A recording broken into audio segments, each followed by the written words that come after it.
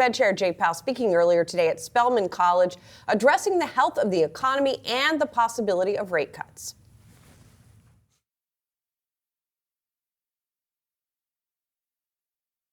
The FOMC is strongly committed to bringing inflation down to 2% over time and to keeping policy restrictive until we are confident that inflation is on a path to that objective.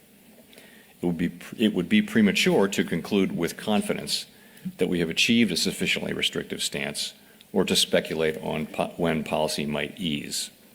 We are prepared to tighten policy further if it becomes appropriate to do so.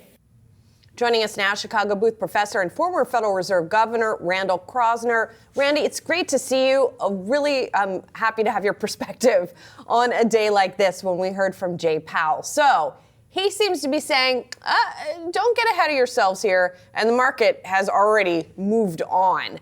Do you think that they're wrong? Do you think that how strong is the possibility that the Fed could raise further? So exactly as Jay said, if the data suggests that the inflation rate is not coming down, they'll raise rates. The likelihood that that happens in the next few months, I think, is pretty low. So I think it's reasonable that it's to assess they're unlikely to be raising rates. But I think the market tried to hear in there that, and we'll be cutting soon. I didn't hear that at all. And I don't think Jay intended that. I don't think his colleagues intended that at all. I think they're sort of they're reducing the likelihood that they're going to be raising rates, but I think they're going to be holding rates steady for quite some time. And Randy, just to push on that, billionaire investor Bill Ackman saying he thought the first cut could come as soon as the first quarter. You seem to be saying, Randy, you think that's unlikely? I think it's extremely unlikely. Now, of course, if there's some sort of cataclysmic shock that comes to the U.S. or global economy, they'll respond. But putting that aside, the key inflation rate that they really focus on is not the CPI, but something that comes out with the GDP report. It's the Personal Consumption Expenditure Index, the PCE, and not just the overall number, but the so-called core number that takes out the more volatile food and energy sectors. That was just reported at 3.5%. That's far above their 2% goal. They're getting there. It's coming directly down, but it's going to take a while to get anywhere close to 2. And I don't think they're cutting any time in advance of getting very close to that 2% goal. Randy, what are you watching that shows you that the rate increases are making their way through the system successfully? I mean, yes, PCE, but in terms of components, what is most important in your mind? Are you looking at so-called super core? Or, there's a lot of different ways to parse the data. Yes, everyone's been choosing their favorite way of taking, what time horizon. You look at 3 months, do you look at a year? Do you look at just taking out food and energy, or do you take out food, energy, and shelter? So I think you can look at any of those pieces, and I think you do see a pretty consistent story that inflation is coming down. You also look at wage growth. That's a very important component because we're a services-based economy. The vast majority of costs and services industries are labor-related. That also has been coming down. So I think those suggest that we're on a good path, but we ain't there yet. And we're not sure how quickly we're going to be able to get from 3.5 down to 2. And that's why I think it would be unwise for the market to say, Fed said all clear, and they'll be cutting rates sometime in the next few months. I just don't see that.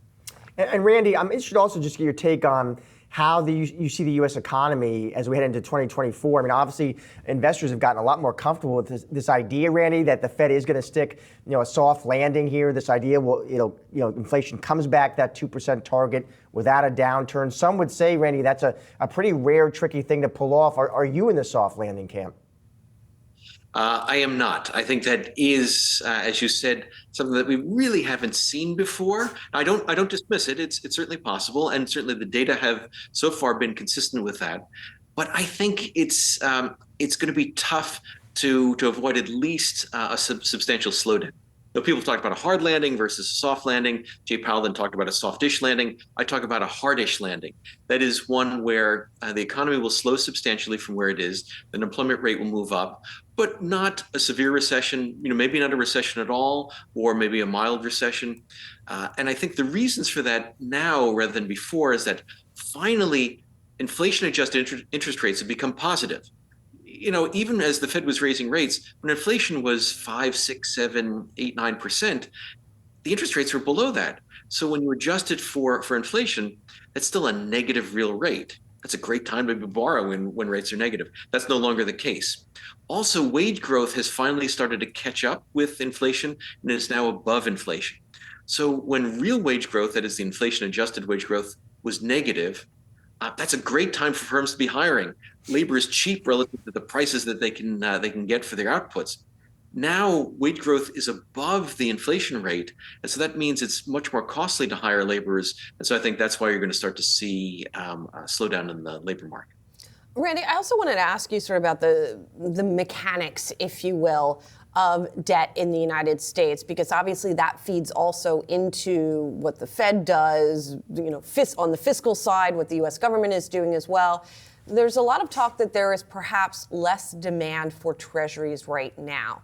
So what is that going to do to the ability of rates to come down, but also just sort of to the concerns over the amount of U.S. debt and the ability of the U.S. to sell its debt?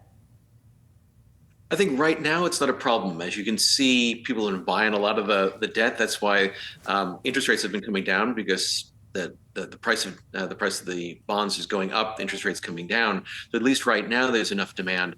But I think there is a concern going forward, because debt is very high. Deficits are much higher than they have been last year or so, and so that suggests there's going to be a lot of demand by the government to find people who can finance the deficit, and so I think that will be a problem over time. I think right now it's not a challenge.